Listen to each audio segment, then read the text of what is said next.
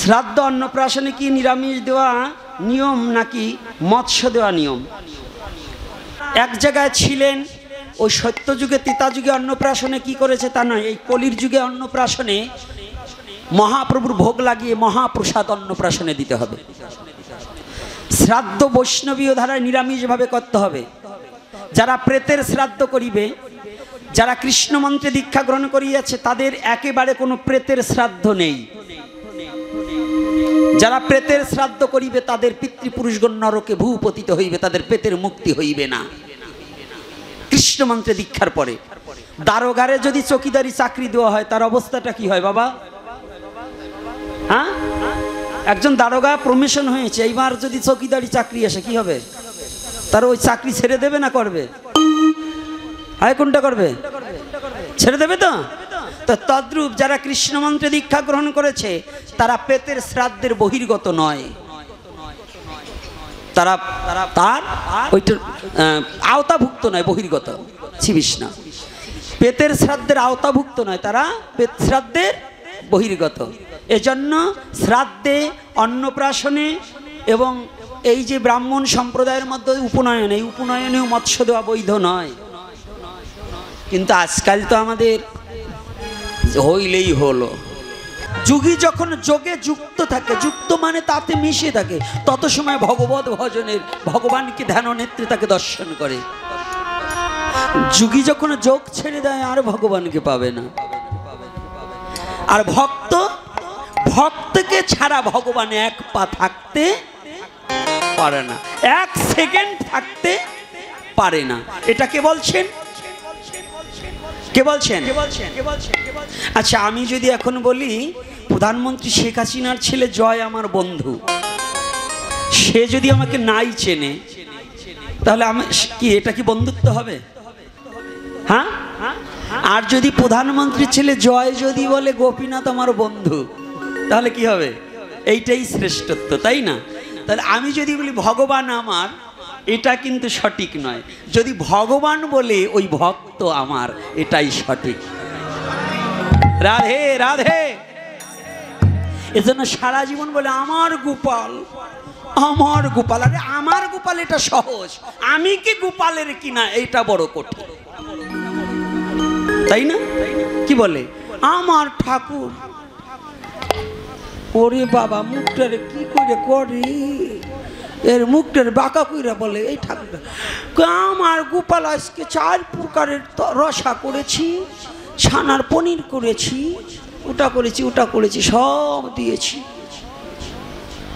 ভোগ লাগাতে চায় সাধুরা, দেখবেন একেবারে 13 আইটেম 52 পদ রান্না ঠান্না করে, লুচি পুরি সুজি।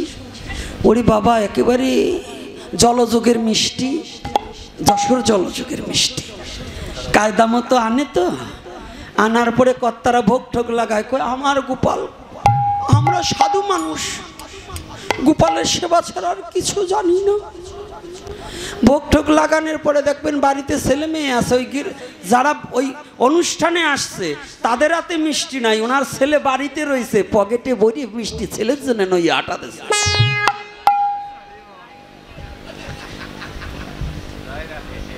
সত্যি কথা বলবেন কি?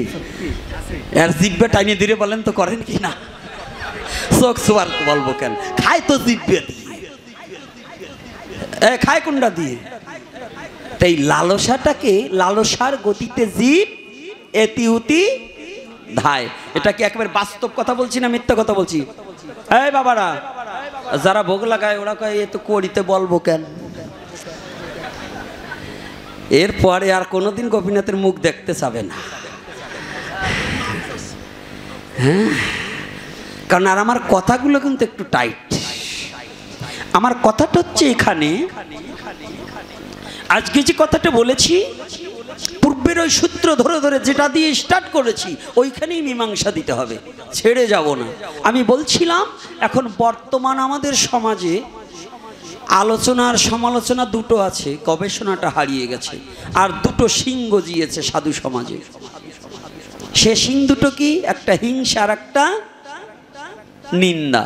একটা হিংসার শিং আর একটা এই দুটো শিং যতদিন পর্যন্ত কেটে না দেওয়া যাবে ততদিন পর্যন্ত যতই মালা জপ করেন, যতই তিলক ধারণ করেন, যতই যা করেন না কেন কোনো কাজ হবে না। হবে? রাধে রাধে। হবে কি? এই মাঝে মাঝে কথা বলবেন কি? এই কথা বলার সাথে সাথে উঠে সাধুরে যেটা উঠে যাবে বসবো ওইটাই ওই দলের লোক।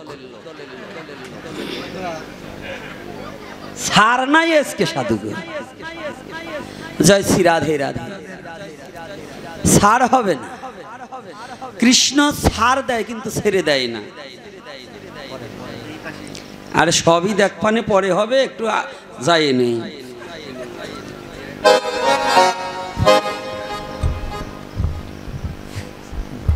ওরে বাবারে, তোমরা যে প্রশ্ন করছো এখানে তোর বউকে কয় আমিও খুঁজি, তাই এই বলতে বলতে বাংলাদেশ জ্বালাফালা হয়ে গেছে। এখন ওই হিন্দু কল্যাণ টেস্টে বসেও গোপীনাথরে নিয়ে গুতগুতি হয়। ওই একটা তো আছে তোমাদের, ওই যে কারো দাদা, কারো বাবা, আর কারো খুড়ো। তাই আমার সুধামা কৃষ্ণ দাস ওই হিন্দু কল্যাণ টেস্টে একটু চাকরি করে পরের পয়সা আনি তো পকেটে ভরে, ও জায়গা গিয়ে ওই আলোচনার ভিতর পড়ে, সমালোচনার ভিতর পড়ে। বাংলাদেশে এখন এটাই সমস্যা, গোপীনাথ নাকি ব্রাহ্মণদের নিন্দা করে। কিন্তু ভুল কথা, যারা এটা ধারণা করে আমার বোধ হয় ওরা জীবনেও আমার আলোচনা শুনে নাই। ওই ব্রাহ্মণদের কখনোই নিন্দা করার মতো যোগ্যতা আমার নেই, কারণ একজন ব্রাহ্মণ আর একজন বৈষ্ণবেতে কোনো আলাদা কিছুই নয়। ভুলেও যেন কোনোদিন ব্রাহ্মণ নিন্দা না করি, তবে বাউনগো যেন ছাড়িয়ে না দিয়ে যাই। সাবধান, যে প্রশ্ন করছে আজকে তোমাগো ঘাড়েও কিছু পড়বে, তাই আজকে তোমাগোতেই শুরু করি, তারপরে যে জায়গা শেষ হয়। তো এইখানে যে কথাটা আজকে প্রারম্ভে, এখানে রাঘবপুর, এই রাঘবপুরের আয়োজনের আর চতুর্থ রজনীতে, এই চতুর্থ রজনীতে যে কারণে যে কার্যের জন্য আজ হরিকথা, আর আমার আলোচনাটা হচ্ছে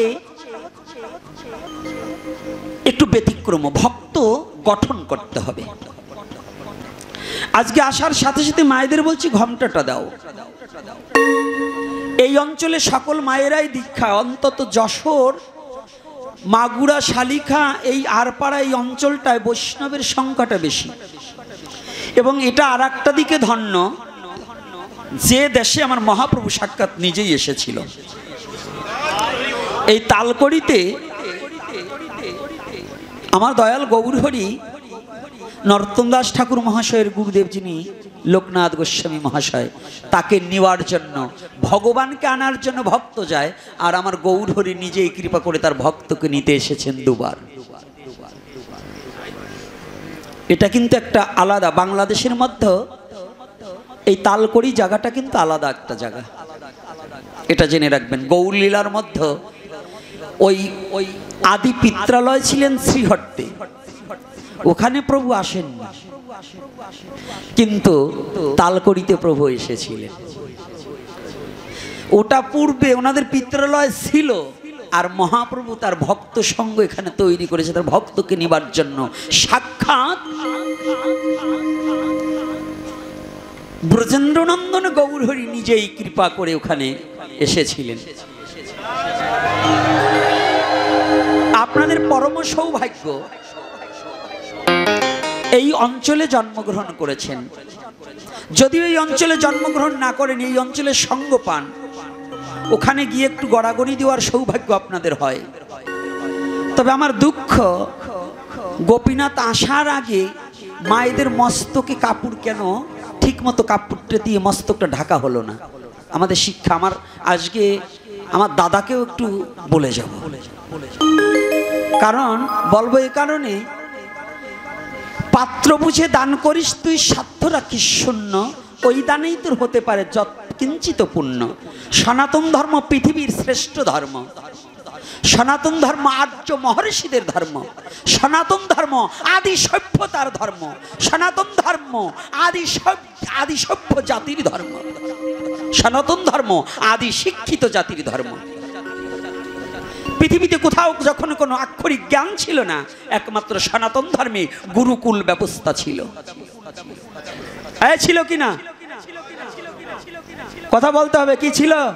যুবক বাবারা দাঁড়িয়ে দেখলে কাজ হবে না, বসো, তোমাদের জন্য আসা, এই বুড়োর কয়টার জন্য আসি না, যুবকদের জানতে হবে।